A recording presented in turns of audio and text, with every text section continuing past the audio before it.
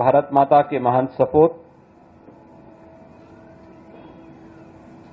एकात्म मानववाद के प्रणेता पंडित दीनदयाल उपाध्याय जी की पावन पुण्यतिथि है। पूरा देश उनका स्मरण कर रहा है। जो विचार दर्शन देश की आजादी के उपरांत तो स्वतंत्र भारत को पंडित दीनदयाल उपाध्याय जी ने दिया,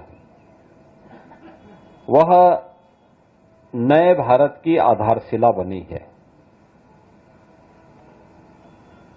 पंडित दीनदयाल उपाध्याय जी का जो कहना था वह कि देश की प्रगति का मापक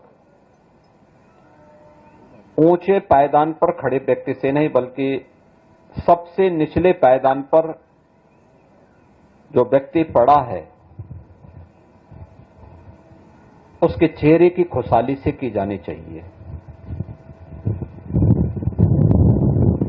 उनकी सोच अंत्योदय की सोच थी। अंतिम पायदान पर खड़े हुए व्यक्ति के बारे में हमारी सोच क्या है, उस सोच को प्रदर्शित करने के लिए ही उन्होंने देश के स्वतंत्र भारत में एक नए जीवन दर्शन को, विचार प्रवाह को उन्होंने उस समय दिया था।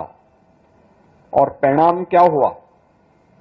भले ही उस समय की सरकारों ने उसकी उपेक्षा की हो, लेकिन आज आप देख रहे होंगे कि उस समय की वे सरकारें गरीबी हटाओ के बड़े बड़े नारे देती थी, लेकिन गरीबी तो नहीं हट पाई। देश में गरीबों की संख्या बढ़ती गई।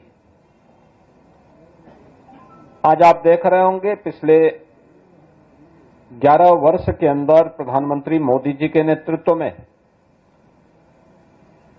मोदी जी ने 2014 में जो बातें देश के नागरिकों से कही, उनसे जब पूछा गया कि वास्तव में भारत के विकास का रोड मैप आपके पास क्या है, उन्होंने एक शब्द में उसको कहा था, एक वाक्य में कहा था कि सबका साथ और सबका विकास का। इस सबका साथ जिसमें जाति, मत, मजहब, क्षेत्र, भाषा के आधार पर किसी के साथ भेदभाव नहीं है। देश के अंदर अमीरी और गरीबी की रेखा को समाप्त करते हुए सबको हम एक साथ लेकर के चलेंगे, इस भाव को लेकर के उन्होंने एक नारा दिया।